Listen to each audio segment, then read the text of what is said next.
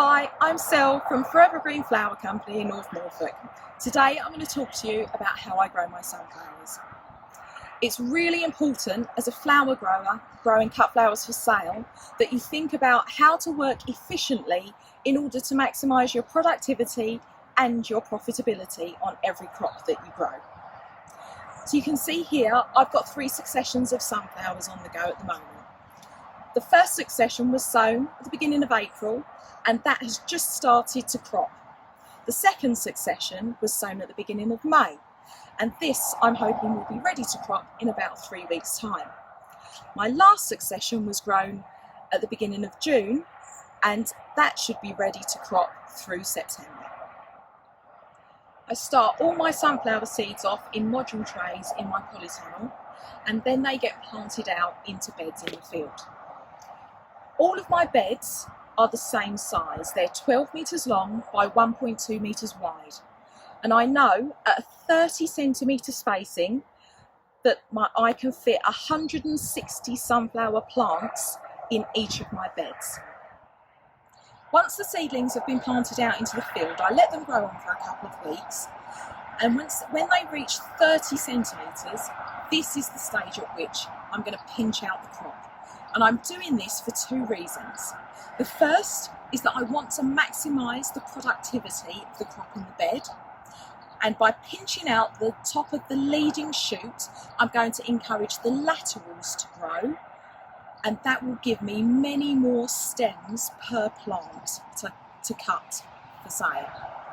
The second reason is that by growing this way, I can control the quality of the crop that's being produced. So if we have a look here, you can see that these plants are about 30 centimetres tall now. You can see that the first head is being produced, and I'm just going to cut this out.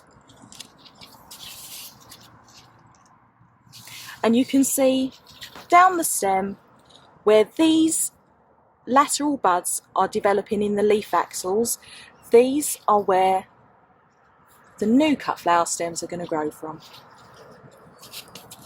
And if you have a look at this bed here, you can see that this is how it looks a few weeks later. And if we have a look, you can see where I've pinched out the leading shoot, and you can see all of these laterals growing with long straight stems, and they are going to produce perfect bouquet size heads ready for sale. The point of pinching out the crop is to improve the productivity on the bed and increase the ultimate profitability of the crop.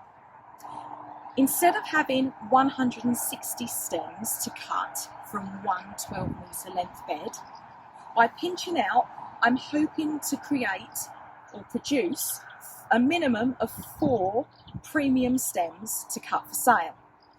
This quadruples the productivity of the crop in the bed, and instead of 160 stems, I'm looking at producing 640 premium stems for sale. So let's look at this from a monetary point of view. Let's imagine that we're selling each sunflower stem for £1 per stem. In an unpinched bed of 160 stems, that's going to bring us a revenue of £160. In a pinched bed, where I'm looking at producing a minimum of 4 premium stems per plant, we're looking at bringing in a revenue of £640 in the same amount of space.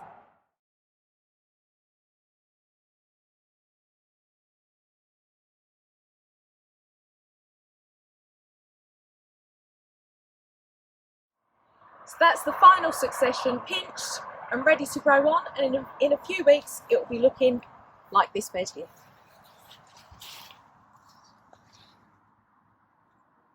The perfect stage to cut a sunflower is when the petals are just starting to lift off the head of the flower. If you pick sunflowers when they're fully open, you risk damaging the petals in transit. But this way, when the petals are just lifting off, the flower will continue to open once it's in water, and it'll open perfectly without any signs of damage. You want to cut a nice long stem. I'll just take the leaves off.